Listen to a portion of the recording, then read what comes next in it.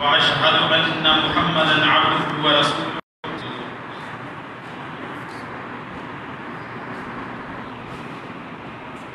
أعوذ بالله السميع العليم من الشيطان الرجيم من همزه ونفخه ونفثه. يا أيها الذين آمنوا اتقوا الله حق تقاته ولا تموتن إلا وأنتم مسلمون. يا أيها الناس اتقوا ربكم الذي خلقكم من نفس واحدة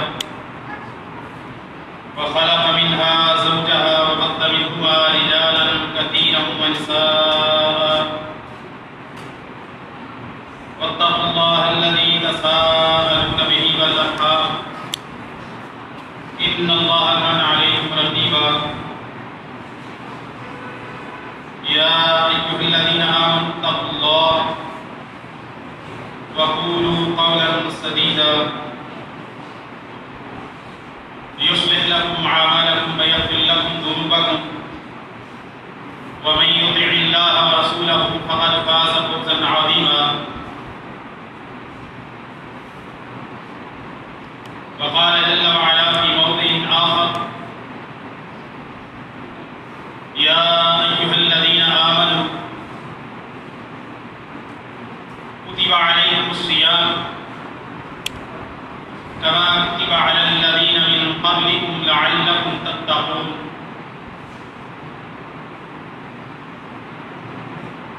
أما بعد فإن خير الحديث كتاب الله وخير الهدي هدي محمد صلى الله عليه وسلم وشر الأمور محدثاتها وكل محدثة بدعة وكل بدعة ضلالة وكل ضلالة في النار. ہر قسم کی حمد و ثنا، تعریفات، تسبیحات، تمجیدات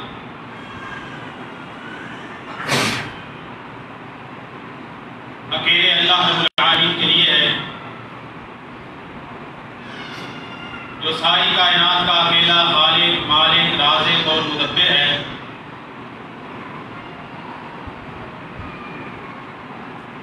وہی عبادت کے لائق ہے. اس کی ربوبیت میں اور اس کے اسماء و صفات میں کوئی اس کا ساجی اور شریک نہیں ہے. اور لاکھوں کروڑوں درود و سلام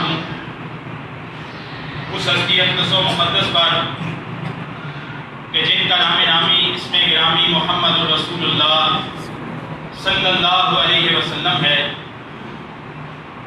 گزشتہ خطبہ میں روزے اور رمضان المبارک کے احکام و مسائل کا سلسلہ شروع کیا تھا. کچھ چیزیں اس میں سے آپ کے سامنے رکھی تھی کہ روزہ کسے کہتے ہیں. طلوع فجر صادق سے لے کر غروب آفتاب تک کھانے پینے، جماع اور تمام طرح کی مفطرات یعنی روزہ کو توڑنے والی چیزوں سے بچے رہنا کا نام روزہ ہے.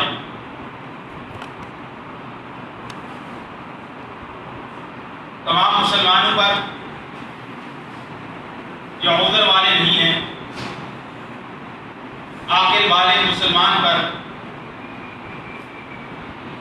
رمضان المبارک کے مہینے کا روزہ رکھنا فرض ہے، واجب ہے.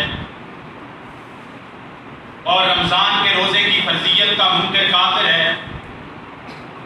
اور جو منکر تو نہیں لیکن روزہ رکھتا نہیں، بغیر کسی عذر کے روزہ چھوڑتا ہے یا توڑتا ہے، وہ فاسق ہے، فاجر ہے، کبیرہ گناہ کا مرتکب ہے. رمضان المبارک کے مہینے کی فرضیت 3 مراتب میں ہمارے سامنے آئی تھی. شروع میں اسلام کے اندر روزہ فرض ہوا، لیکن کہا جو روزہ رکھ بھی سکتے ہیں لیکن مالدار ہیں تو وہ اپنا روزہ رکھنے کی بجائے مسکین کو ہر روزے کے بدلے میں 1 دن کا کھانا دے دیں، روزے سے چھٹی مل جائے.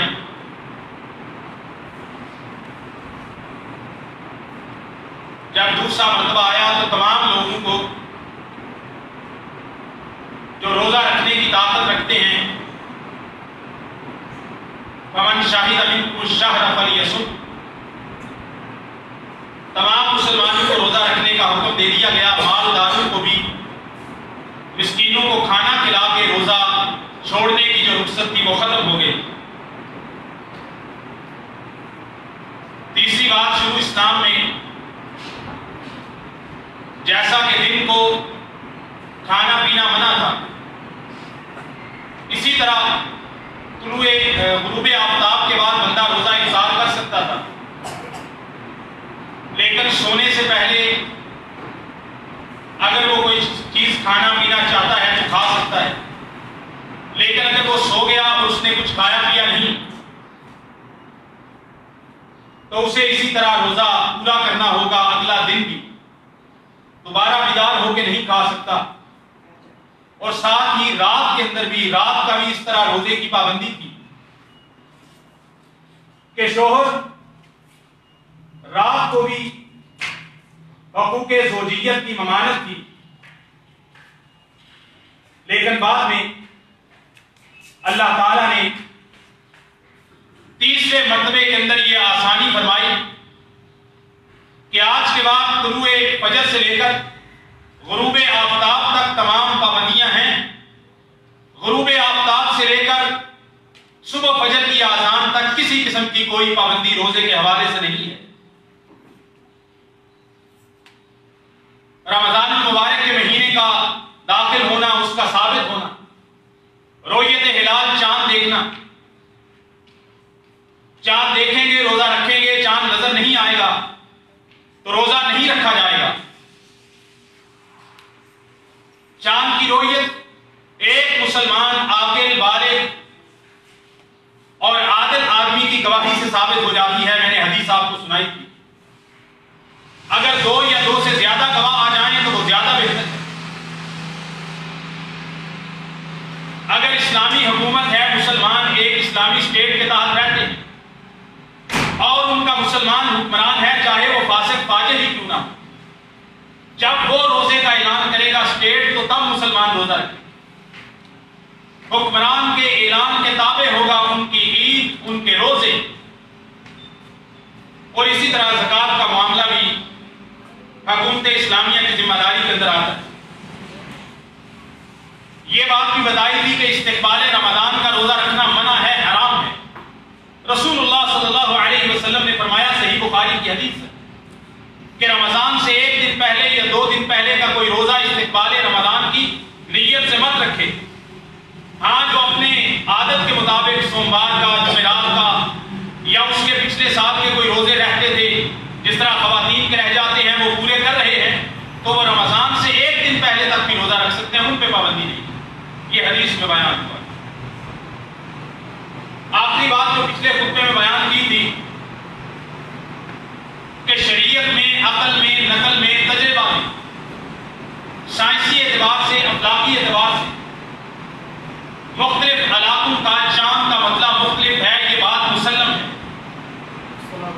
ایک علاقے کے اندر چاند نظر آتا ہے، دوسرے علاقے کا مطلب اگر اس سے مختلف ہے، جیسے مشرق و مغرب کا ہے، تو مغرب میں اگر چاند نظر آتا ہے تو مشرق کے لوگوں پر روزہ رکھنا ان کے رؤیت کی وجہ سے لازم نہیں ہوگا۔ یہ بات میں نے قریب قاضی رحمت اللہ علیہ صحیح مسلم کے حوالے سے یہ بات میں نے بیان کی تھی۔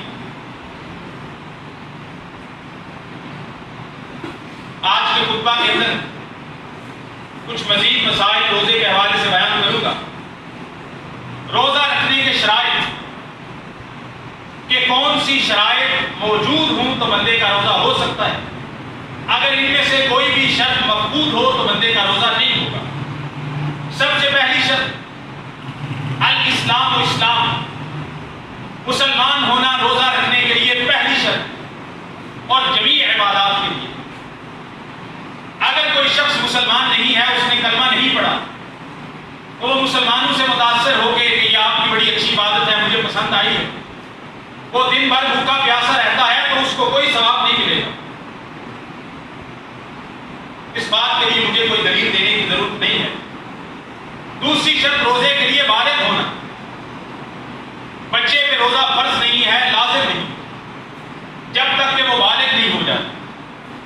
نماز، روزہ، حج، جو زکوٰۃ ہے وہ چھوٹے بچے پہ بھی ہے.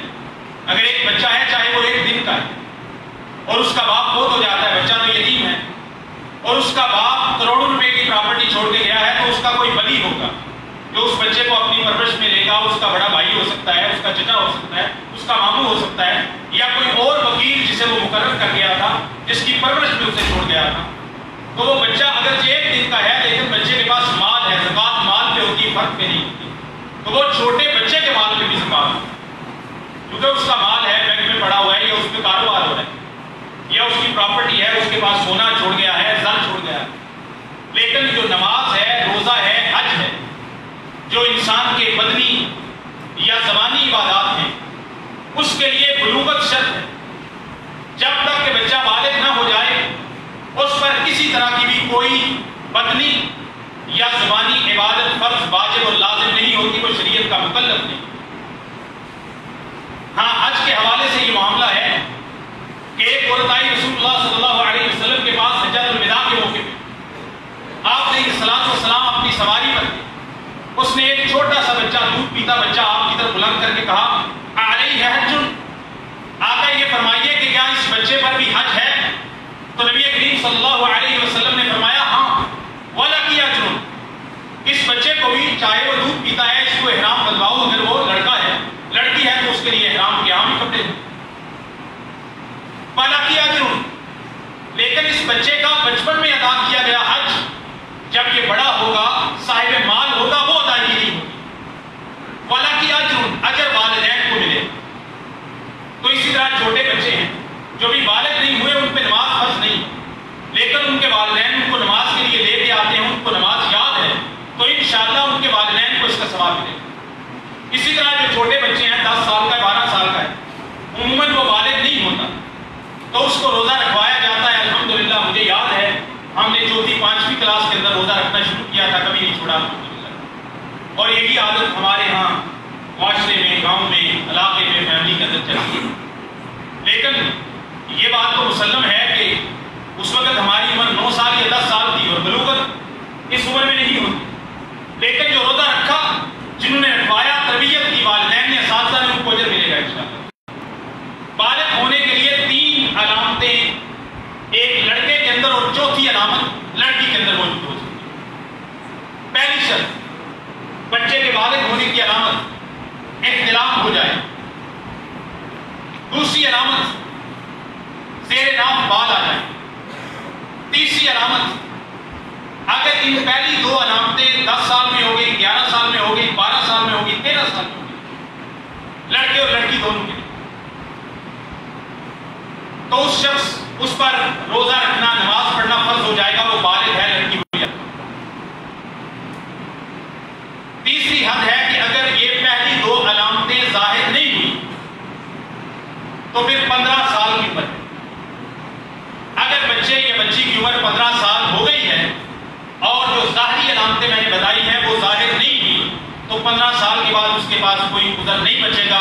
15 سال آخری حد ہے بچے اور بچی کے بالغ شمار کی جائے. لڑکی کے اندر ایک زائد علامت ہے، ماہواری آنا. بالغ ہونا شرط ہے. نبی کریم صلی اللہ علیہ وسلم نے فرمایا رفع القلم عن 3.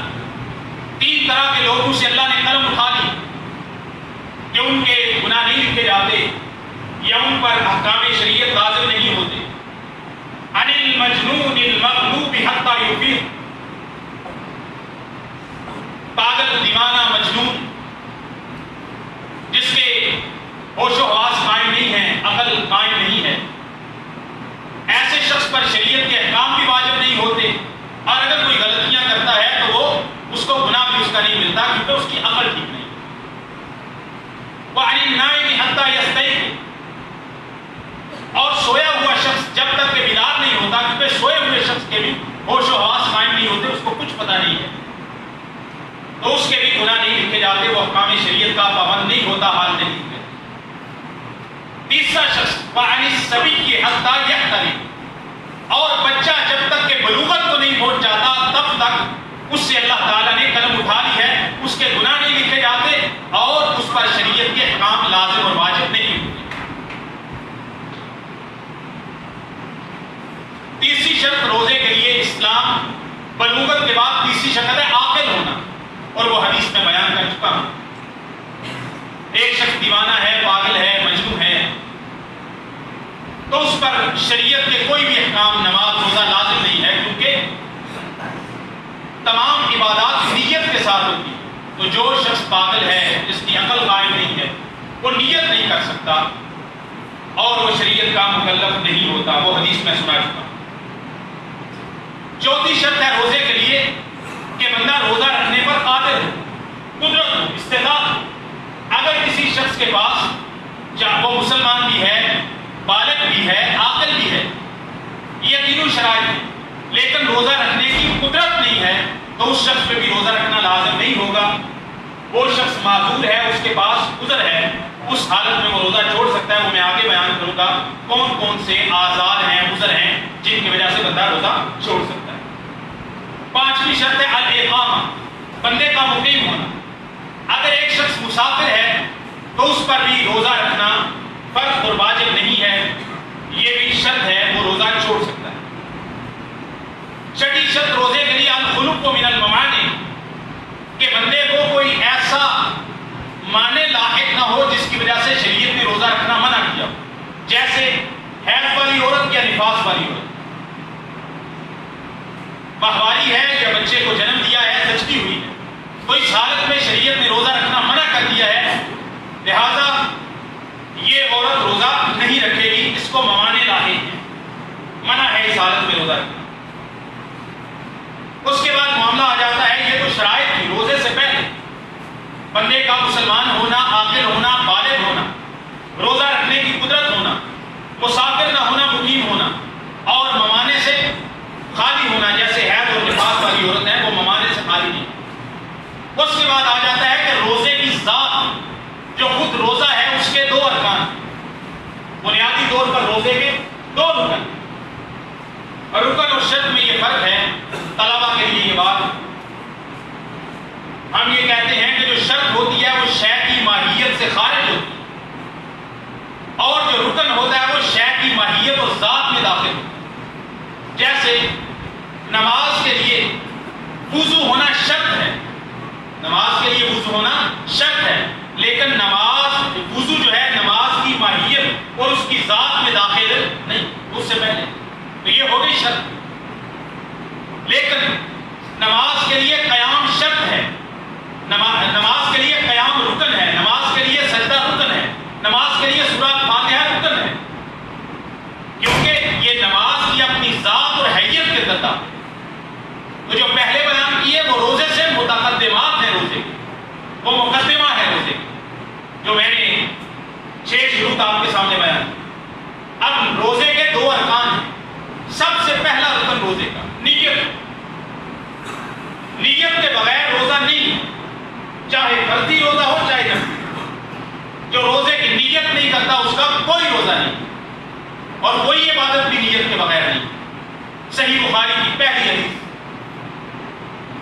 نبی کریم صلی اللہ علیہ وسلم نے فرمایا، سیدنا عمر رضی اللہ تعالیٰ عنہ اس کے راوی، اور یہ حدیث غریب ہے، غریب ہم اس حدیث کو کہتے ہیں کہ جس کے سند کے طبقات میں سے صحابی کا طبقہ، تابعی کا طبقہ، تبع تابعی کا طبقہ، محدث کا طبقہ، سند کے کسی طبقے میں بیان کرنے والا اکیلا راوی ہو، اس کے ساتھ اس کا کوئی اور ساتھی شامل نہ ہو۔ تو صحابہ میں اس حدیث کو بیان کرنے والے صرف عمر بن خطاب ہیں، کسی دوسرے صحابی نے اس روایت کو بیان نہیں۔ تو یہ بھی ایک فائدہ ہے علمی۔ میں جب عمرے پہ گیا 2011 رمضان میں، تو جس استاد نے میرا انٹرویو لیا مدینہ یونیورسٹی کے لیے، تو وہ بعد میں مجھے تراویح میں ملے، تو ان کے ساتھ گپ شپ ہوئی، کافی دیر بیٹھے رہے، بات کرتے رہے مسائل پر۔ اس وقت الحمدللہ میں صحیح بخاری پڑھ کے گیا تھا، تو انہوں نے مجھ سے سوال کیا صحیح بخاری کی پہلی حدیث کیا ہے، میں نے سنا دی۔ انہوں نے مجھ سے پوچھا اس کا سندی مرتبہ کیا ہے، تو میں لطیفے کے لیے بات سنا رہا ہوں، تو میں نے ان کو کہا کہ یہ حدیث غریب ہے، تعین الغرابہ۔ میں نے کہا فی طبقات الصحابی، کہ صحابی کے طبقے کے اندر قرابت ہے. انہوں نے کہا کیا قرابت ہے؟ میں نے کہا عمر ابن خطاب صحابہ سے اس کو بیان کرنے والے کے لیے، کیونکہ میں نے ایک علمی فائدہ ذکر کیا ہے. پہلی حدیث انما الاعمال بالنیات وانما لکل امرئ ما نوى فمن كانت هجرته الى الله ورسوله فهجرته الى الله ورسوله فمن كانت هجرته الى دنيا يصيبها او الى امرأة ينكحها فهجرته الى ما هاجر اليه. رسول اللہ صلی اللہ علیہ وسلم نے فرمایا تمام اعمال ثابت ہوتے ہیں، قائم ہوتے ہیں، مقبول ہوتے ہیں نیت کے مطابق، نیت کے ساتھ. اگر کسی نیک عمل کی نیت نہیں کی ہے، عادتاً کر رہا تو وہ عمل عبادت شمار نہیں ہوگا، قبول نہیں ہوگا، اس کا ثواب نہیں ملے گا. جیسا کہ ایک شخص غسل خانے میں جاتا ہے اور جا کر اپنے سارے جسم پہ پانی بہا لیتا ہے اور اس کے بعد آ کے کہتا ہے کہ میں نماز پڑھ لوں. ہم کہیں گے نماز نہیں پڑھ سکتا. کیوں؟ کیونکہ طہارت کی نیت نہیں کی. اسی طرح اس نے سارے جسم کو دھویا ہے، استنجا کیا، سب کچھ کیا، لیکن طہارت کی اور غسل کی نیت نہیں کی تھی. کیونکہ غسل عبادت ہے، وضو عبادت ہے، اور عبادت کے لیے نیت، قصد، ارادہ ہونا چاہیے. اسی طرح روزے کے لیے پہلا رکن اور خاص طور پہ فرضی روزے کے لیے نیت ہے. نیت کے بغیر کوئی عمل قبول نہیں. نیت میں دو چیزیں ہوتی ہیں، نیت میں دو چیزیں ہوتی ہیں، کسی بھی عمل کی نیت میں دو چیزیں ہوتی ہیں. ایک نیت المعمول بہی و نیت المعمول لہو. پہلی چیز نیت کے اندر اخلاص ہے. وما امروا الا ليعبدوا الله مخلصين له الدين حنفاء. اللہ تعالیٰ نے ایک حکم دیا ہے کہ تمام عبادت صرف اور صرف اللہ تعالیٰ کے لیے. اگر عبادت کے اندر ریاکاری ہے، اللہ کی رضا نہیں ہے، اللہ کی خوشنودی نہیں ہے، اخلاص نہیں، چاہے نماز ہو، روزہ ہو، صدقہ ہو، زکات ہو، حج، اگر اس میں اللہ کی رضا نہیں ہے، اخلاص نہیں ہے، تو وہ عبادت قبول نہیں ہوگی. نیت کرتے وقت روزہ رکھنے نیت کس کی رضا کی؟ اللہ کی رضا کی، اللہ کا حکم سمجھ کر. دوسری چیز نیت کے اندر ہوتی ہے کہ امتیاز کرنا، کہ میں کون سی عبادت کر رہا ہوں. نماز ہے یا روزہ ہے، بندے کے ذہن میں ہونا ضروری ہے. پھر عبادت کون سی ہے، فرض ہے یا نفل ہے. عبادت نماز ہے تو ظہر کی ہے، فجر کی ہے، عصر کی ہے، مغرب کی، عشاء کی، کتنی رکعت پڑھنا. اسی طرح روزے کے اندر بھی بندہ نیت کر رہا ہے کہ اخلاص اللہ تعالیٰ کے حکم اور اس کی رضا کے لیے ہوتا ہے. یہ نیت ہے اس کے دل کا ارادہ. دوسرا رمضان کا فرضی روزہ، یہ اس کی نیت میں ہوتا ہے. نیت کے الفاظ کیا ہیں؟ باب صوم غد نویت من شہر رمضان. کہاں سے آئے کوئی پتہ نہیں، کس نے بنائے کوئی پتہ نہیں، کتاب کون سی کوئی پتہ نہیں، موضوع من گھڑ روایت، جس کی نہ سند ٹھیک ہے، نہ متن ٹھیک ہے، نہ معنی ٹھیک. بندہ نیت کر رہا ہے، آج صبح اس نے روزہ رکھا، آج جمعے کو، تو فرض کریں آپ روزہ رکھ لیں، کہہ رہے باب صوم غد نویت من شہر رمضان. غدین کا جو لفظ آتا ہے یا غدن کا جو لفظ آتا ہے عربی کے اندر، تو یہ ہماری آئندہ کل کے لیے آتا ہے، جس کو آپ انگلش کے اندر ٹمارو کہتے ہیں. وہ کہتا ہے روزہ رکھ رہے جمعے کے لیے، نیت کر رہا ہے باب صوم غدین، کل، آئندہ کل، ہفتے کے دن کا روزے کی نیت کر. سبحان. اور نیت بنانی تھی تو ہماری پہلی کلاس، دوسری کلاس کے کسی طالب علم سے ہی عربی سیکھ لیتے. باب صوم الیوم یہ لفظ ہونے چاہیے، باب صوم الیوم، آج کے دن کے روزے کی.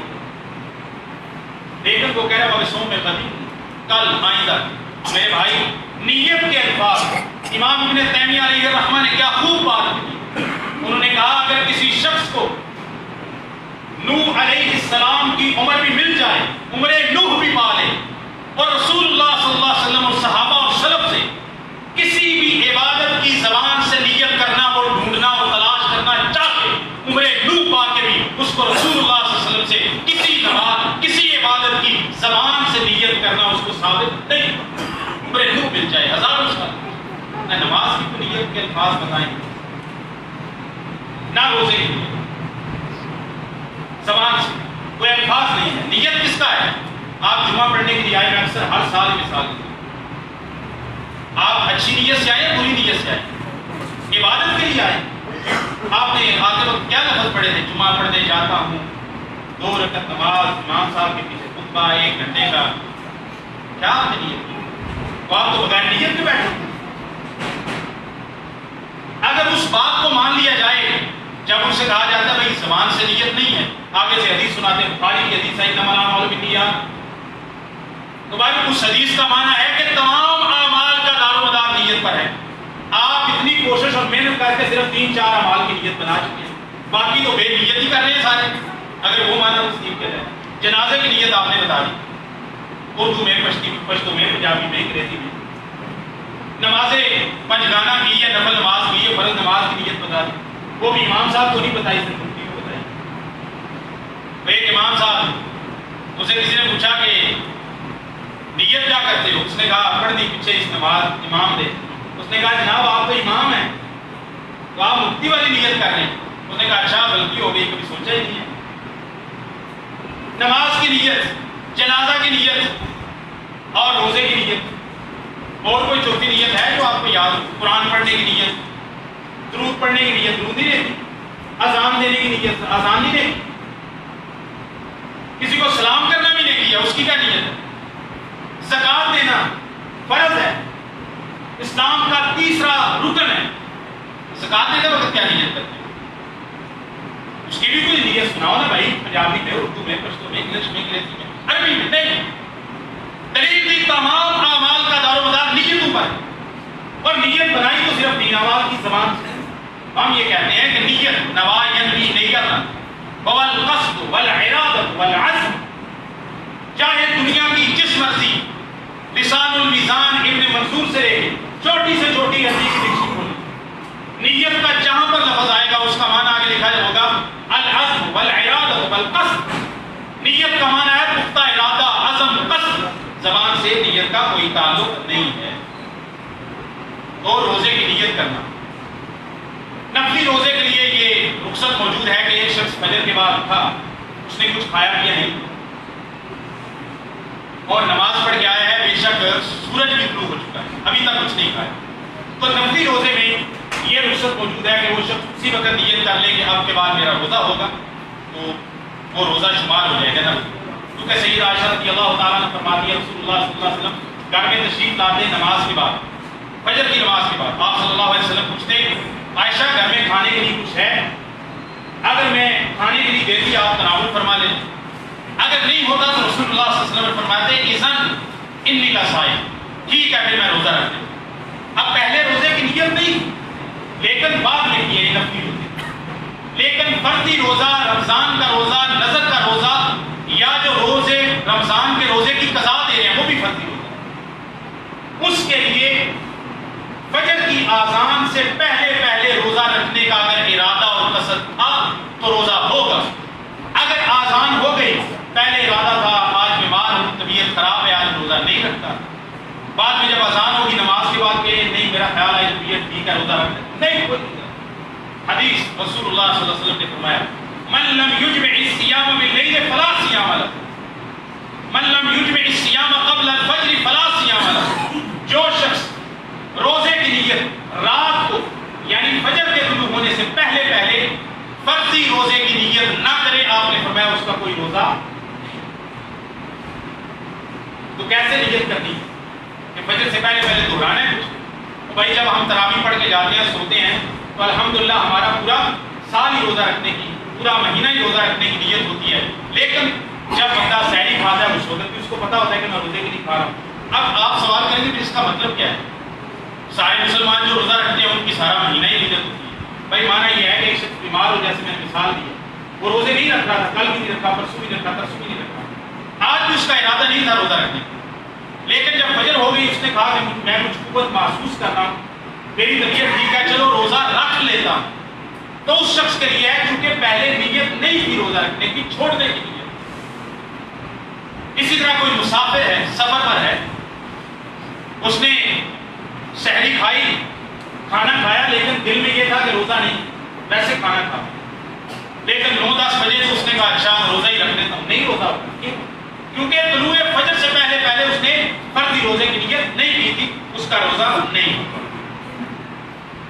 تو نیت کا معاملہ سمجھ آ گیا۔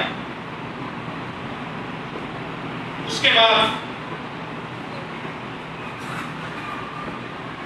دوسری بات آ جاتی ہے روزے کے رکن کے حوالے سے۔ پہلا رکن روزے کا نیت، دوسرا رکن اور نیت فرضی روزے کی فجر شروع ہونے سے پہلے پہلے، اذان فجر سے پہلے پہلے کرنا۔ اگر اس سے پہلے روزے کا ارادہ نہیں تھا، فجر شروع ہو گئی، اذان ہو گئی، اس کے بعد کوئی روزے کی نیت کرے گا کہ میں روزہ رکھ لیتا ہوں، نہیں، فجر فرضی روزہ نفلی ہو جائے۔ دوسرا رکن روزے کا یہ ہے کہ طلوع فجر سے لے کے، فجر صادق سے لے کے غروب آفتاب تک جتنی بھی روزے کو افطار کرنے والی اشیاء ہیں ان سے بچے رہنے کا نام، بس دو رکن ہے، ایک نیت اور دوسرا طلوع فجر سے لے کے غروب آفتاب تک تمام مفطرات سے، روزہ افطار کرنے والی چیزوں سے بچے رہنے۔ اللہ تعالیٰ نے قرآن مجید کے اندر فرمایا ہے وَكُلُوا وَاشْرَبُوا حَتَّى يَتَبَيَّنَ لَكُمُ الْخَيْطُ الْأَبْيَضُ مِنَ الْخَيْطِ الْأَسْوَدِ مِنَ الْفَجْرِ ثُمَّ أَتِمُّوا الصِّيَامَ إِلَى اللَّيْلِ۔ تم کھاؤ پیو روزے کی رات یہاں تک کہ تمہارے لیے صبح کی سفیدی، صبح کی روشنی ظاہر ہو جائے، یعنی فجر صادق طلوع ہو جائے۔ پھر کیا کرو؟ ثُمَّ أَتِمُّوا الصِّيَامَ إِلَى اللَّيْلِ، پھر رات تک یعنی مغرب تک، سورج غروب ہونے تک روزہ پورا کرو۔ تو سورج غروب ہونے تک تمام طرح کے مفطرات سے بچنا ہے۔ اگلا مسئلہ، روزے کے اندر اللہ تعالیٰ نے آسانیاں کی، مشکل کو ختم کیا ہے، تنگی کو ختم کیا ہے۔ اور اللہ تعالیٰ نے قرآن مجید کے اندر خود جہاں روزے کا حکم دیا وہاں پر فرمایا فَمَنْ كَانَ مَرِيضًا أَوْ عَلَى سَفَرٍ فَعِدَّةٌ مِّنْ أَيَّامٍ أُخَرَ، جو کوئی تم میں سے بیمار ہے یا سفر پر ہے تو وہ روزہ چھوڑ سکتا ہے، ہاں بعد میں اس کی قضا دینی ہے، وہ گنتی پوری کرے۔ کیوں؟ اللہ نے ایسا کیوں کیا؟ یرید اللہ بکم اليسر ولا یرید بکم العسر، اللہ تعالیٰ تمہارے ساتھ آسانی چاہتے ہیں، تنگی نہیں چاہتے۔ اللہ تعالیٰ تمہیں تنگ نہیں کرنا چاہتے، مشکل میں نہیں ڈالنا چاہتے۔ ما جعل علیکم فی الدین من حرج، اللہ تعالیٰ نے دین میں تمہارے لیے کوئی تنگی نہیں رکھی۔ اسی طرح فرمایا لا یکلف اللہ نفسا الا وسعها، اللہ تعالیٰ کسی بھی جان کو اس کی وسعت سے زیادہ طاقت نہیں دیتے۔ اگر کسی شخص پر مشقت گزرتی ہے، وہ جو مشقتیں ہیں میں آگے ذکر کروں گا، تو وہ روزہ چھوڑ سکتا ہے۔ اب ہے وہ لوگ جو عذر والے معذور ہیں، شرعی عذر لاحق ہے، تو وہ کون سے افراد ہیں جو رمضان کا روزہ چھوڑ سکتے ہیں؟ پہلا شخص قرآن مجید کی ترتیب کے مطابق فمن کان مریضا، بیمار آدمی، بیمار کے دو اقسام ہیں، بیمار آدمی، یہ مسئلہ بہت زیادہ پوچھا ہے۔ بیمار آدمی روزہ چھوڑ سکتا ہے۔ اب بیمار آدمی کی دو قسمیں، ایک ایسا بیمار آدمی یرجا برمرض، جس کی شفا یابی کی امید ہے عام بیماری، چاہے وہ مہینے میں ٹھیک ہو جائے، 2 مہینے میں ٹھیک ہو جائے، 6 مہینے میں ٹھیک ہو جائے، سال میں ٹھیک ہو جائے، پھر بھی وہ ایسا مریض ہی ہے جس کی بیماری میں شفا یابی امید ہے، تجربہ یہ ہے۔ دوسرا ایسا مریض جو ایسی بیماری میں مبتلا ہو گیا ہے کہ ظاہر صورت میں اطباء کے قول کے مطابق، ثقہ مسلمان عادل ڈاکٹر کے اور طبیب کے کہنے کے مطابق کہ اس بیماری سے شفا یابی بھی ممکن نہیں، اور جب تک وہ اس حالت میں ہے روزہ نبھا بھی نہیں سکتا۔ تو کتنے مریض ہو گئے؟ ایک وہ بیمار جس کی بیماری شفا یابی کے قابل ہے، اور ضروری نہیں کہ وہ 2 دن کے بعد شفا یاب ہونے والا ہو، سال بعد بھی ہو جائے، اس کی ٹریٹمنٹ چل رہی ہے، علاج ہو رہا ہے، ثقہ ڈاکٹر کہتا ہے، مسلمان ڈاکٹر کہتا ہے، طبیب کہتا ہے کہ شفا یاب ہو جائیں۔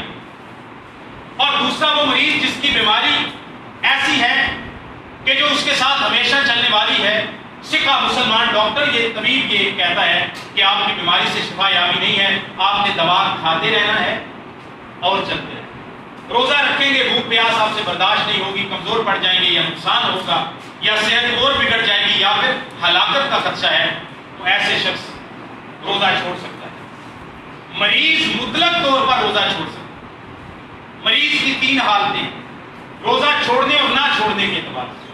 پہلا وہ مریض جو بیمار ہے لیکن یہ غور سے سننا بات، جس کو زکام ہو وہ بھی روزے چھوڑنے شروع کر دیں، تو چھینکیں لگی ہوں تب بھی روزے چھوڑنے شروع کر دیں، ہے تو وہ بھی بیماری.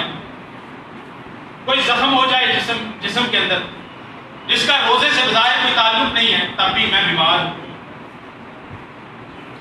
تو مریض کی 3 حالتیں ہیں رمضان میں. نمبر 1 ایسا مریض جس پر روزہ مشقت بھی نہیں، روزے کی وجہ سے مشقت بھی نہیں گزرتی اور روزہ رکھنا اس کی صحت کو تکلیف بھی نہیں دیتا، نقصان بھی نہیں دیتا. پھر سنیں، بیمار ہے، بیماری ہے، طبیعت میں نقص ہے، بے اعتدالی ہے، لیکن بیماری کی وجہ سے روزہ مشکل نہیں ہے، روزہ مشقت نہیں ڈالتا اس شخص پر، روزہ رکھنے سے مشقت نہیں ہوتی، تکلیف نہیں ہوتی. اور اگر روزہ رکھے بھوکا پیاسا رہے تو طبیعت اور جسم کو کوئی نقصان نہیں ہوتا، تو ایسے مریض کے لیے روزہ چھوڑنا جائز نہیں. نمبر 2 ایسا مریض جس کی بیماری ایسی ہے کہ وہ روزہ رکھے تو مشقت گزرتی ہے، لیکن روزہ رکھنے سے اس کی جسمانی یا طبی طور پہ اس کے جسم کو کوئی اضرار، تکلیف نہیں پہنچتی، نقصان نہیں پہنچتا. ایسا مریض مشقت ڈالتا ہے تو روزہ رکھے بیماری، لیکن تکلیف اور جسم کو نقصان نہیں ہوتا، ایسا مریض روزہ چھوڑ سکتا ہے. اس وجہ سے اللہ تعالیٰ نے فرمایا اللہ تم میں آسانی چاہتے ہیں، تنگی نہیں چاہتے. تو اس شخص کو اس حال بیماری میں روزہ رکھنے میں مشقت گزرتی ہے تو اللہ نے آسانی فرما دی، یہ مریض روزہ چھوڑ. تیسرا مریض جو روزہ رکھے تو مشقت بھی گزرتی ہے اور ساتھ ساتھ جسم کو نقصان ہونے کا بھی خدشہ ہے، صحت بگڑنے کا بھی خدشہ ہے، اضرار کا بھی خدشہ ہے، تو ایسا شخص کو ویسے ہی روزہ چھوڑ سکتا ہے اور بعد میں اس نے قضا دے. اگلا مسئلہ کہ جو شخص دائمی مریض ہے، جس کا میں نے ذکر کیا دوسری قسم، تو وہ کیا کرے؟ جیسے لوگ کہتے ہیں گردے کا مریض ہے، دل کا مریض ہے، اور بھی بیماریاں. شوگر کا مریض اس میں نہیں آتا، جس کی ہائی شوگر وہ تو اس میں آتا ہی نہیں، اس کا تو حل بتائیں گے انشاءاللہ. دمے کا مریض اس میں نہیں آتا. تو ڈاکٹر کہتے ہیں، طبیب کہتے ہیں آپ بھوکے پیاسے نہیں رہ سکتے، آپ روزہ نہیں نبھا سکتے، نبھائیں گے یا صحت بگڑ جائے گی یا پھر آپ کی ہلاکت کر سکتے. تو ایسا شخص روزہ چھوڑے گا، مفتی صاحب کے پاس آئے گا، میں کیا کروں؟ کو کہے گا روزہ چھوڑ دو، بعد میں جب صحت مند ہو جاؤ تو روزے کی جگہ پہ روزے رکھو. وہ کہتا ہے جناب میں تو پچھلے 5 سال سے 3 سال میں 4 سال میں کسی کو بیماری اور ایک دن کے لیے بھی صحت یابی نہیں ہے. اور طبیب ڈاکٹر کہتے ہیں ویسے اللہ تو صحت دے سکتا ہے، اللہ کے لیے مشکل نہیں ہے، وہ کن فیکون کر سکتا ہے، لیکن ظاہری طور پر شفا یابی ممکن نہیں ہے. تو میں کیا کروں؟ تو اس کے لیے بھی حکم ہوگا کہ وہ ہر روزے کے بدلے میں ایک مسکین کو کھانا کھلا دے. وہ آگے دلائل میں ذکر کرتا ہوں. دوسرا ایسا شخص جو روزہ چھوڑ سکتا ہے وہ ہے ضعیف العمر، مرد یا عورت. ضعیف العمر مرد یا عورت جن کے بڑھاپے کی وجہ سے چونکہ قوا مزمحل ہو جاتی ہیں، کمزور ہو جاتی ہیں. بڑھاپا بذات خود کوئی بیماری تو نہیں ہے، لیکن اس میں بندے کی قوا کمزور پڑ جاتی ہیں، وہ بھوک پیاس برداشت نہیں کر جاتا. بڑھاپے میں ویسے ہی کمزوری ہوتی ہے، بھوکا پیاسا رہے گا تو برداشت نہیں کر سکے. اب یہ معاملہ اس بوڑھے مرد عورت اور اللہ کے درمیان، اس کا فیصلہ نہ میں کر سکتا نہ مفتی کر سکتا کہ آپ کو روزہ رکھنا چاہیے یا نہیں رکھنا چاہیے. سیدنا انس بن مالک رضی اللہ تعالیٰ عنہ، امام بخاری نے صحیح بخاری 4505 نمبر روایت کتاب یہ بات لائے ہیں کہ سیدنا انس بن مالک رضی اللہ تعالیٰ عنہ اپنی زندگی کے آخری 2 یا 3 سالوں میں اتنے ضعیف اور کمزور ہو گئے تھے کہ رمضان کا روزہ نہیں رکھتے تھے اور اس کے بدلے میں ہر روزے کے بدلے میں ایک مسکین کو کھانا کھلا دیا. سیدنا عبداللہ ابن عباس رضی اللہ تعالیٰ عنہما کا فرمان ہے رخص للشیخ الکبیر والمرأة الکبیرہ ان یفطرا ویطعما عن کل یوم مسکینا.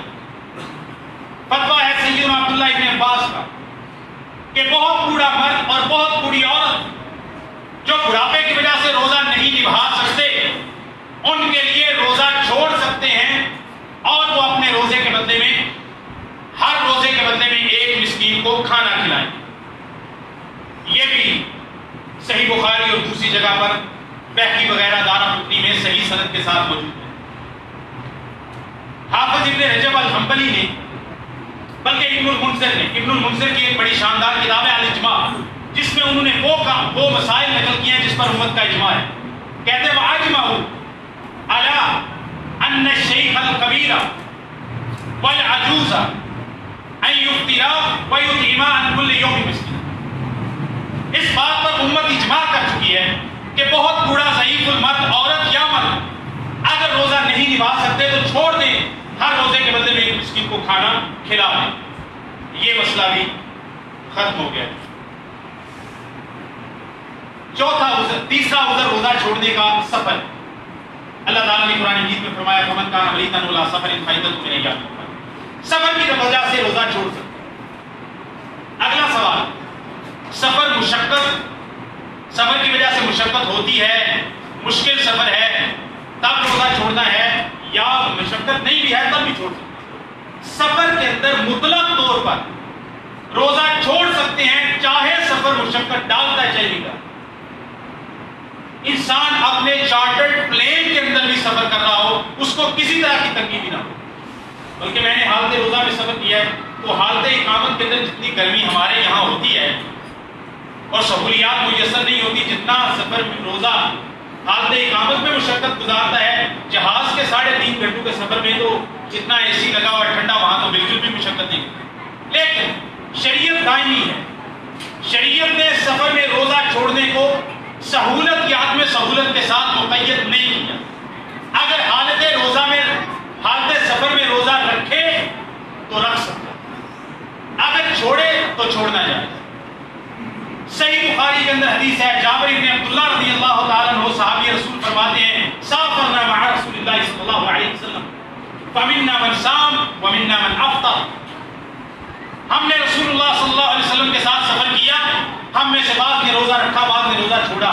رکھنے والوں نے روزہ چھوڑنے والوں کو عیب نہیں لگایا، اور جو چھوڑنے والے تھے انہوں نے رکھنے والوں کو نہیں کہا کہ تمہارا بڑا تقویٰ چڑھا ہوا ہے، اللہ نے جب رخصت دی ہے تو کیوں روزہ چھوڑ نہیں رہے، کیوں نہیں افطار کیا۔ ہاں ایک صورت، اگر سفر کے اندر روزہ مشقت ڈالتا ہے اور آپ کی طبیعت بگڑ جاتی ہے تو ایسی حالت میں سفر کے اندر روزہ رکھنا جائز ہی نہیں۔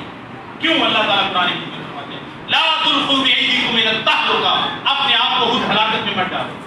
لا تقتلوا أنفسكم، اپنے آپ کو خود قتل نہ کرو۔ صحیح بخاری میں حدیث ہے، رسول اللہ صلی اللہ علیہ وسلم ایک سفر میں جا رہے تھے، کچھ صحابہ نے روزہ رکھا ہوا کچھ نے چھوڑا ہوا۔ ایک صحابی اس نے روزہ رکھا ہوا تھا، دوپہر کا وقت ہوا، وہ آدمی بھوک پیاس سفر کی مشقت کی وجہ سے بے ہوش ہو گیا، لوگوں نے اس پیار کے سائبان کے ساتھ سایہ کر دیا۔ رسول اللہ صلی اللہ علیہ وسلم کو پتہ چلا، آپ نے فرمایا کیا ہے؟ کہا روزہ رکھا ہوا بے ہوش ہو گیا ہے۔ رسول اللہ صلی اللہ علیہ وسلم نے فرمایا لیس من البر الصیام فی السفر، اگر اس حالت میں پہنچ گئے ہو تو اللہ نے سفر میں روزہ معاف کیا ہے، تو ایسی حالت میں سفر میں روزہ رکھنا رسول اللہ نے فرمایا کوئی نہیں۔ تو ایسے سفر میں اب کتنا سفر ہو تو روزہ چھوڑ سکتے ہیں، کھا لیا جائے گجرات جائے روزہ چھوڑ نہیں۔ جتنی مسافت پہ نماز قصر ہو سکتی ہے اتنی مسافت اگر کوئی سفر کرتا ہے تو روزہ چھوڑ سکتا ہے۔ اب روزہ کب چھوڑنا ہے یہ بھی ایک مسئلہ ہے۔ ایک بندے نے کہا میں آج راولپنڈی جانا ہے، جانا کتنے بجے؟ 10 بجے 11 بجے، ہو سکتا ہے پروگرام کینسل ہو جائے۔ ہمارے فقیر لوگ وہ اس دن روزہ ہی نہیں رکھتے، کیوں جی میں آج سفر کرنا ہے۔ تو بھائی جب تو سفر کرے گا، جب تو مسافر ہوئے گا، روزہ چھڑ دے۔ ابھی تو آپ مقیم ہو، ابھی حالت اقامت میں ہو، ابھی آپ نے سفر شروع نہیں کیا۔ کبھی کسی نے ایسا کیا ہے کہ سفر میں جانا ہو راولپنڈی، ظہر کی نماز کا وقت ہو جائے، وہ کہے گا نہیں تو میں قصر پڑھوں گا، کیوں؟ کیونکہ میں نے 3 بجے سفر میں نکلنا ہے۔ بھائی جب آپ سفر شروع کر چکے ہو، حالت سفر میں ہو تو نماز قصر کرو، حال جب آپ کا سفر شروع ہو چکا حالت سفر میں ہو تب روزہ چھوڑو۔ ابھی آپ کا ارادہ ہے سفر کرنے کا، ابھی حالت اقامت میں ہو، ابھی سے روزہ چھوڑ دو جائز۔ کیوں؟ دلیل قرآن مجید کیا ہے؟ او علی سفر، الفاظ میں غور کیجیے، علی سفر، جو سفر پر ہو۔ اب یہ جو علی ہے نا، اس سے یہ دلیل نکلتی ہے کہ جو سفر کی رات پہ سوار ہو تو اس پہ روزہ روزہ چھوڑنا جائز ہے. جتنی مدت جتنی مسافت میں نماز قصر ہو سکتی ہے، اگر اس یا اس سے زیادہ سفر ہو تو روزہ چھوڑ سکتا ہے. اگر اس سے کم ہو تو پھر روزہ چھوڑنا جائز نہیں ہے، وہ سفر شمار ہی نہیں ہوگا شریعت میں.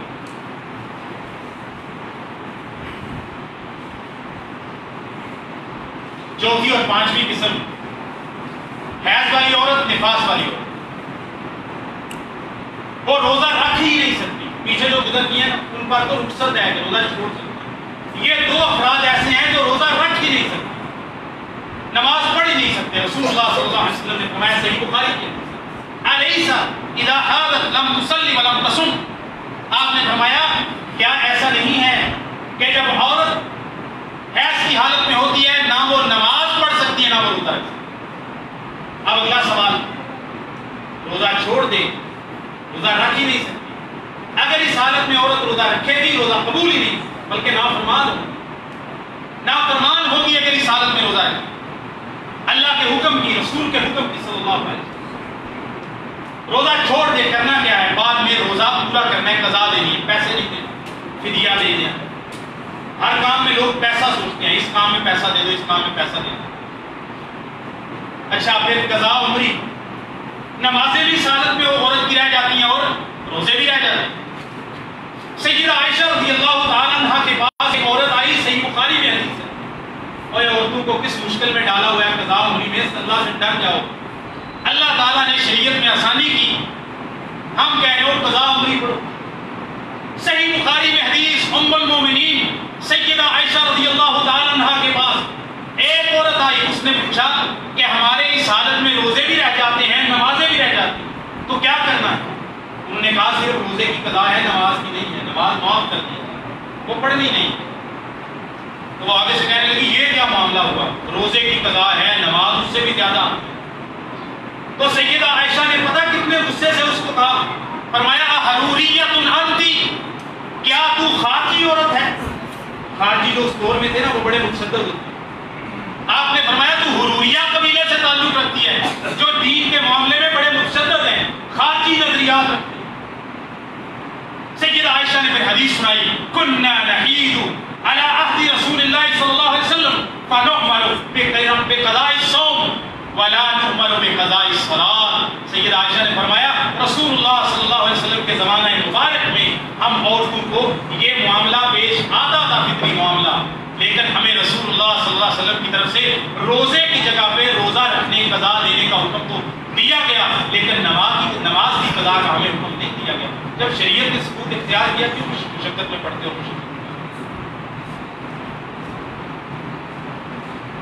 ایک اور مسئلہ،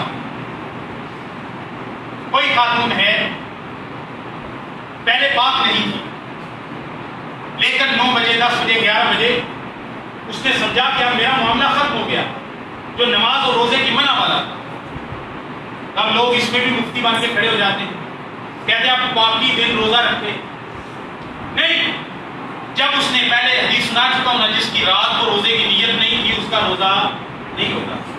اس خاتون نے تو نیت کی نہیں، لہذا اگر دن کو اس کو طہارت ہو جاتی ہے تو وہ نمازیں جو بعد میں آئیں گی وہ تو پڑھے گی، لیکن وہ روزہ نہ پورا کرنا اس پہ لازم ہے، نہ بھوکا پیاسا شام تک رہنا لازم ہے، اس پر کوئی روزہ نہیں، وہ قضا ہی دے.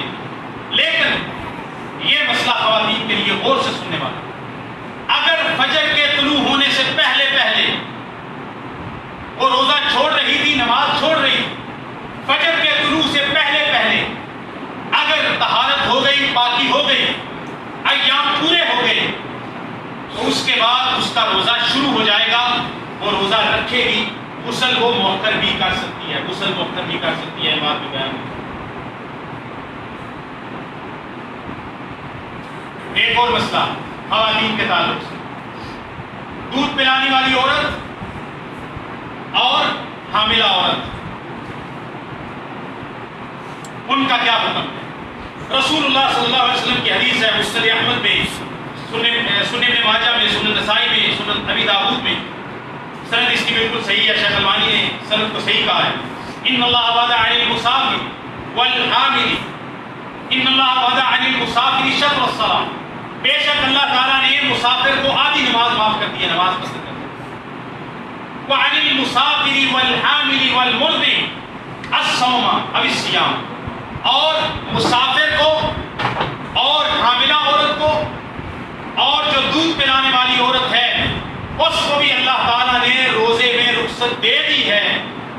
اگر حمل والی عورت یا دودھ پلانے والی عورت اگر اس کو اپنی جان کا خدشہ ہے، اپنی صحت کے بگڑنے کا خدشہ ہے، بھوکی پیاسے رہنے کی وجہ سے وہ سب بھی روزہ چھوڑ سکتی، اور اگر اسے اپنے بچے جس کو وہ دودھ پلا رہی ہے یا جو اس کے پیٹ میں پرورش پا رہا ہے اس کی صحت کا خدشہ ہے، ڈاکٹر کہتا ہے، طبیب کہتا ہے بھوکا پیاسا رہے گی، تو اس دودھ پینے والے بچے کو یا جو پیٹ میں بچہ ہے نقصان ہو سکتا ہے۔ دونوں حالت میں اپنی جان کا خدشہ ہو یا بچے کی صحت کا خدشہ ہو، روزہ چھوڑ سکتی ہے۔ اب کرنا کیا ہے؟ 2 فتوے مارکیٹ میں 2 فتوے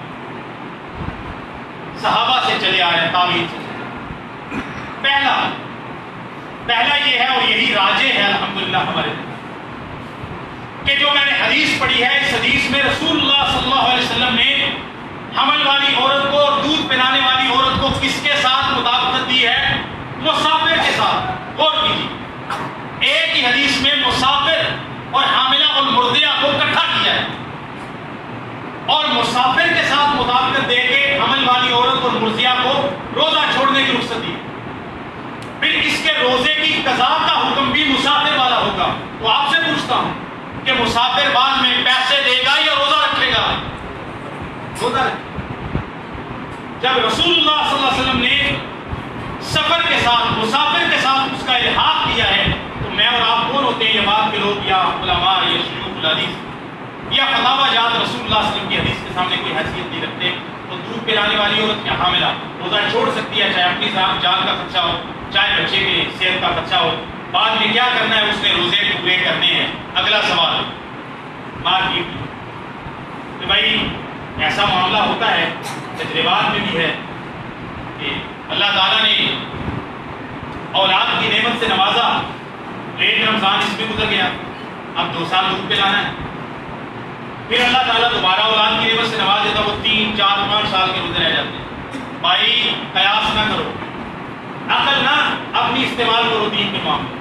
جب رسول اللہ صلی اللہ علیہ وسلم نے حاملہ عورت کو مرضعہ عورت کو مسافر کے ساتھ ملایا ہے تو چاہے اس کے 1 سال کے روزے رہ جائیں، چاہے 2 سال کے رہ جائیں، چاہے 3 سال کے رہ جائیں، وہ بکے سے تھوڑے کر کے اس نے بعد میں پورے ہی کرنے ہیں، اس نے قضا ہی دینی ہے، پیسے وغیرہ کا کوئی چکر نہیں ہے۔ آپ کی ذرافت تباہ کے لیے فتویٰ جو مارکیٹ میں ہے، تابعین سے بھی ہے اور دوسرے علماء سے بھی، کہ وہ فدیہ دے سکتی ہے۔ اگر آپ اس پہ عمل کرنا چاہیں، وہ راجع نہیں ہے، میں حدیث سے واضح کرتا ہوں، اگر آپ اس پر عمل کرنا چاہیں اور بیویاں اس سے رخصت لینا چاہیں تو میں اس پر کچھ نہیں کہہ سکتا۔ دلیل میں نے حدیث سے دے دی ہے کہ مسافر اور حاملہ عورت مرضعہ عورت کا حکم ہے، تو جب مسافر بعد میں روزہ پورا کرے گا تو یہ بھی روزہ پورا کرے گی، پیسے سے کام نہیں چلے گا۔ اور بھی بہت سارے مسائل ہیں۔ اور جو روزہ چھوڑ سکتا ہے، یہ ہم سے سوال بھی کیا گیا ہے کہ چائنا کے اندر، چائنا دنیا کی سب سے ظالم اسٹیٹ ہے، اور کامسٹ اسٹیٹ ہے، پاکستان کی اگر دوست ہے تو اس سے کیا ہوتا ہے، میرے اس کے بارے میں جو نظریات ہیں وہ آپ جانتے ہیں۔ تو ہمیں یہ سوال مجھے انٹرنیٹ پہ کچھ ساتھیوں نے موصول ہوئے ہیں پوچھے کہ وہاں پر مسلمانوں کو روزہ وغیرہ نہیں رکھنے دیا جاتا، ان پر شدت کی جاتی ہے۔ تو بھائی رسول اللہ صلی اللہ علیہ وسلم نے جو ہمیں دین دیا ہے اس میں یہ آسانی موجود ہے۔ قرآن مجید کہتا ہے اِلَّا مَنْ أُكْرِهَ وَقَلْبُهُ مُطْمَئِنٌ بِالْإِيمَانِ، جو شخص مجبور کر دیا جائے، لاچار کر دیا جائے، گن پوائنٹ پہ اسے کوئی برائی کرنے یا کفر کرنے یا دین چھوڑنے پر اس کو مجبور کیا جائے، تو دل میں ایمان رکھتے ہوئے مجبوری اور اپنی جان بچانے کے لیے اگر ایسا کرتا ہے تو وہ اگر ایسا عمل عبادت چھوڑ دیتا ہے تو وہ گناہگار نہیں ہوگا۔ ان لوگوں کے لیے یہ مسئلہ ہے کہ اگر ان کسی کو مجبور کیا جاتا ہے روزہ چھوڑنے پر، روزہ نہیں رکھنے دیا جاتا تو وہ شخص گناہگار نہیں ہوگا، وہ بعد میں قضا دے سکتا ہے، قضا پہ بھی مجبور کیا جائے تو وہ فدیہ دے سکتا ہے۔ اسی طرح ایک اور مسئلہ ہے، بہت اہم مسئلہ ہے، بہت اہم مسئلہ ہے، جو چیزیں روزہ توڑ دیتی ہیں، جان بوجھ کے کھانا پینا، دلیل اور تفصیل میں نہیں جاتا۔ دوسری چیز جماع کرنا، حقوق زوجیت ادا کرنا حالت روزہ کے اندر، لیکن اگر حالت روزہ میں حقوق زوجیت ادا کر لیے تو روزہ بھی ٹوٹ جائے گا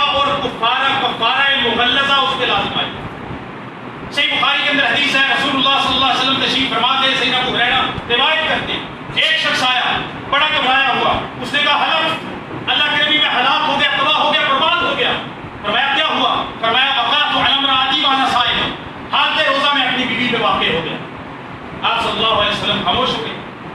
فرمایا اب میں نے کیا کرنا ہے؟ رسول اللہ صلی اللہ علیہ وسلم نے فرمایا کیا تو ایک غلام آزاد کر سکتا ہے؟ اس نے کہا نہیں. فرمایا 2 مہینے کے پے در پے روزے رکھ سکتا ہے؟ فرمایا نہیں. آپ نے فرمایا 60 مسکینوں کو کھانا کھلا سکتا ہے؟ اس نے کہا نہیں. تو رسول اللہ صلی اللہ علیہ وسلم نے فرمایا سوچ میں پڑ گیا کیا اس کو کیا جائے؟ اتنا بڑا جرم کر گیا. یہ جرم ہے یہ گناہ ہے, کبیرہ گناہ, چاہے اپنی بیوی کے ساتھ معاملہ کرے, لیکن کبیرہ گناہ حال نہیں ہوتا. اور اس آدمی نے کہا میں ہلاک ہو گیا. رسول اللہ صلی اللہ علیہ وسلم نے یہ نہیں کہا کہ تو ہلاک نہیں, بلکہ اس کو رسول اللہ نے بھی ہلاکت دی. غلام آزاد کرے گا نہیں, طاقت 2 مہینے کے روزے رکھے. 2 مہینے کے روزے نہیں رکھ سکتا, 60 مسکینوں کو کھانا کھلائے. اس شخص نے کہا اللہ کے نبی میرے پاس 60 مسکینوں کو کھانا کھلانے کی, میں مسکین آدمی ہوں. آپ نے فرمایا میں بیٹھ ٹھہرے رہے, مجلس چلتی رہی. رسول اللہ صلی اللہ علیہ وسلم کے پاس فاوتی رسول اللہ صلی اللہ علیہ وسلم بعرق من تمر, کھجوروں کا ایک بڑا ٹوکرا بھر کے صدقے کے لیے کسی نے بھیجا رسول اللہ صلی اللہ علیہ وسلم, یا تحفے کے طور پر. رسول اللہ صلی اللہ علیہ وسلم نے فرمایا این الصائب سبحان اللہ تلک. آپ نے فرمایا وہ سوال کرنے والا کہاں تھا جو ہلاک کر کے آ گیا اپنے آپ؟ اس نے کہا انا لا یا رسول اللہ, بابو میں یہ بیٹھا ہوں. آپ نے فرمایا یہ ٹوکرا لے جا کے مدینے کے فقراء میں تقسیم کر دے, 60 میں تیرے روزے کا کفارہ ہو جائے گا.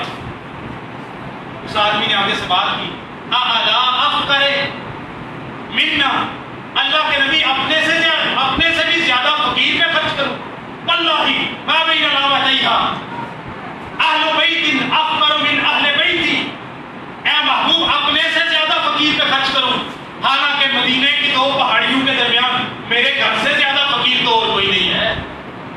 فضحک رسول اللہ صلی اللہ علیہ وسلم ہنس دیے, یہاں تک کہ آپ کے دانت اور آپ کی ہنسی کے ساتھ آپ کی دار مبارک ظاہر ہو گئی. رسول اللہ صلی اللہ علیہ وسلم ہنس کے کہے جاؤ لے جاؤ فاطعمہ اہل بیتک, اس کو خود کھا لے, اپنے گھر والوں کو کھلا دے, تیرا کفارہ بھی ادا ہو گیا, تیرا گناہ بھی معاف. یہ رحمت ہے رسول اللہ. جان بوجھ کے جو روزہ کھا پی کر روکتا ہے, میں ہر سال یہ مسئلہ بیان کرتا ہوں, لوگ غلطی کرتے ہیں جان بوجھ کے جو اس حالت میں اس صورت کے ساتھ روزہ افطار کیا تو یہ کفارہ ہے, لیکن اگر کسی نے روزہ رکھا ہوا تھا جان بوجھ کے کھا لیا تو میرے بھائی یہ کفارہ ہے. اس نے گناہ کیا ہے, کبیرہ گناہ کیا ہے, سچی توبہ کرے گا, استغفار کرے گا. دوسرا, ایک روزے کی جگہ پہ ایک روزہ رکھے, ایک روزے کی جگہ پہ ایک روزہ رکھے.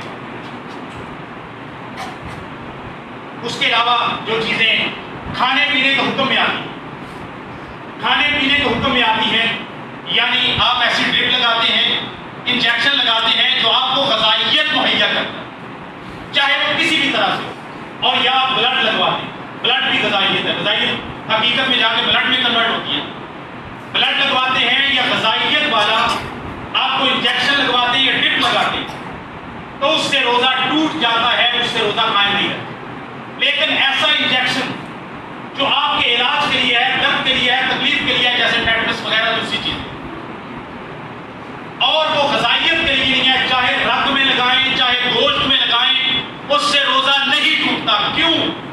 کیونکہ روزہ کھانے پینے سے ٹوٹتا ہے, یا ایسی چیز سے ٹوٹتا ہے جو کھانے پینے کے حکم میں ہو. تو یہ جو میں نے انجیکشن لگایا ٹیٹنس کا, درد سے آرام کا, ٹکلوران وغیرہ کا, اب اس سے جسم کو کیا بھوک پیاس میں کوئی افاقہ نہیں, لہذا اس سے روزہ نہیں ٹوٹتا. اسی طرح جو لوگ دمے کے مریض ہیں روزہ رکھیں گے بھائی, انہیلر یوز کرتے ہیں, بخاک یوز کرتے ہیں, کیا اس سے روزہ ٹوٹ جائے گا؟ نہیں, کیونکہ یہ ہوا ہے, یہ ہوا کی نالیوں کو جا کے کھولتی ہے, اس سے غذائیت مہیا نہیں ہوتی, آسانی ہوتی ہے, اس سے روزہ نہیں ٹوٹے گا. شوگر کا مریض ہے, انسولین لیتا ہے, انسولین بھی غذائیت نہیں ہے, بلکہ وہ انسولین جاتی ہے, وہ جا کے آپ کی انسولین میدے کے اندر, آپ کے جسم میں جو انسولین کا لیول بگڑا ہوتا ہے وہ انسولین مہیا کرتی ہے, تو آپ کی جو شوگر ہے, گلوکوز ہے, وہ خارج ہو جاتی ہے, آپ ریلیکس ہو جاتے ہیں. تو وہ بھی غذا نہیں ہے, بھوک پیاس کو وہ آپ کی کم نہیں کرتی. لہٰذا حالت روزہ میں شوگر کا مریض انسولین لے, اس سے روزہ نہیں ٹوٹے گا. جان بوجھ کے جو شخص کہہ کرے, جان بوجھ کے کہہ کرے روزہ ٹوٹ جائے گا, بتا دیں. اگر خود بخود کہہ آ جائے, پھر اگلا مسئلہ مارکیٹ میں اور منہ بھر کے آئے یا آدھے منہ سے آئے. رسول اللہ صلی اللہ علیہ وسلم نے فرمایا من استخاف علیہ القضاء, جو بندہ جان بوجھ کے کیا کرے اس کو اس پہ روزہ رکھنا واجب ہے، اس کا روزہ ٹوٹ جائے گا، روزے کی جگہ پہ قضا دے گا اور توبہ بھی کرے گا۔ فمن زارعہ القیء، جس کو خود بخود کہ آ جائے، اس نے تکلف سے ایسا نہیں کیا، خود کہ آ جائے، تو یہ جو منہ بھرنے اور دوسرا جو معاملہ ہے اس کو چھوڑ دے، اس پر کوئی قضا نہیں، اس سے روزہ نہیں ٹوٹتا۔ تکسیر ٹوٹ پڑے، جسم میں کوئی زخم ہو جائے، خون نکل پڑے منہ سے، دانتوں سے، اس سے روزہ نہیں ٹوٹتا۔ بلڈ دینے سے اس میں اختلاف ہے، حجامہ وغیرہ لگوانے کے بارے میں علماء کے دو قول ہیں۔ رسول اللہ صلی اللہ علیہ وسلم نے فرمایا افطر الحاجم والمحجوم، جو سینگی لگواتا ہے، حجامہ کرتا ہے، اس کا بھی روزہ ٹوٹ گیا، جو کرواتا ہے اس کا بھی ٹوٹ گیا۔ آج کل کروانے والے کا نہیں ٹوٹے گا کیونکہ مشین سے کرتے ہیں، اس وقت وہ خود کے ساتھ کھینچتے ہیں۔ تو بہتر یہی ہے کہ حالت روزہ کے اندر حجامہ نہ کروایا جائے، بلڈ نہ دیا جائے۔ لیکن اگر کوئی مریض مر رہا ہے، اضطراری کیفیت میں ہے اور آپ حالت روزہ میں ہیں، آپ اس کو بلڈ دے کے اس کی جان بچا سکتے ہیں، آپ اس کو بلڈ دے سکتے ہیں، بعد میں اپنا روزہ پورا کر لیجئے گا۔ یہ کچھ مسائل ہیں جو میں نے آپ کے سامنے رکھے ہیں، اللہ تعالیٰ ان کی توفیق عطا فرمائے، اور بہت سارے مسائل ہیں جو رہ گئے ہیں وہ آپ بعد میں پوچھ سکتے ہیں۔ السلام علیکم۔